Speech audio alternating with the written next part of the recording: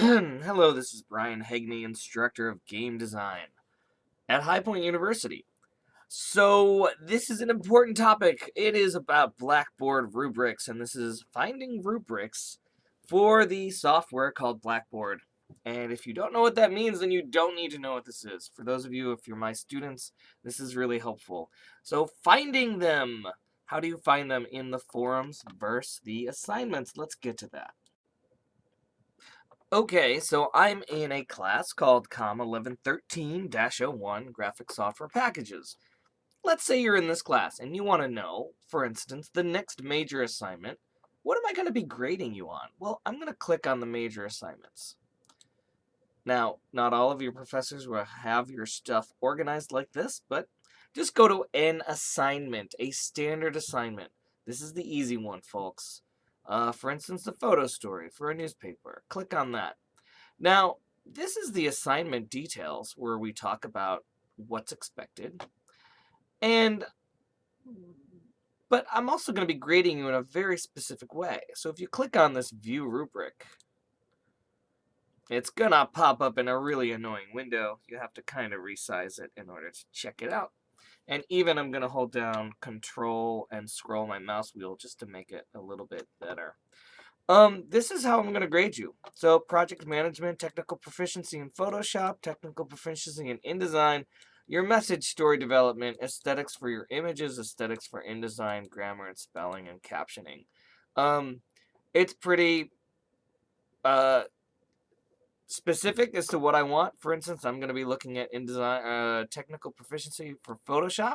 Hey, I personally use this to say, overall, what's the big picture? You should employ advanced tools and techniques, such as the ones in the supplemental video tutorials. But I also try to clarify it. You must use masks on adjustment layers to effectively enhance at least 2 photos. Like, do you use masks on adjustment layers to effectively enhance at least 2 photos? And I'm going to need to see you enhance them. And I have this little pro tip, right? But oftentimes I'll say a general, what does this mean? And then specifically for this assignment, what must you do to meet that? So this is your rubrics. This is how you get an A. This is B, C, D, and F in all of the different components. Pretty easy. Just make sure you follow those. If I go to a different type of assignment, like a forum post, and this is where you can all post your responses to the forums and everyone can see them.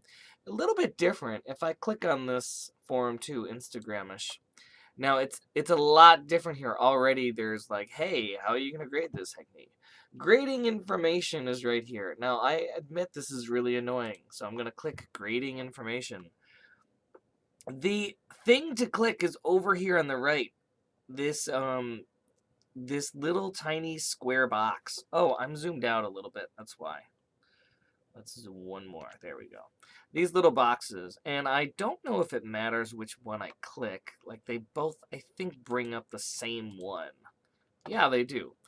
And you can see I grade on formatting and I grade on content. Now, formatting is something I often choose in blogs, so just make sure you understand that. And it's essentially, I want you to use headers, please. And I want you to see that you use paragraphs. Okay. And then after a couple of years, I actually added some descriptors in there that kind of say, listen, I want to see you use headers and paragraphs, but I want to see you, like, you can use more than 2 paragraphs within one header. So I actually mandate that. You must, there at least once, use 2 paragraphs within a header. Please, for the love of gosh. Okay, and that's it. And then check out what I mean here. And in the content, right?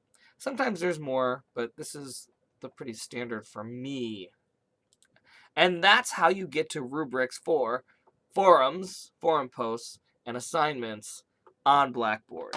I know the forum post one is annoying, but, we deal with it. All right, bye, bye, bye.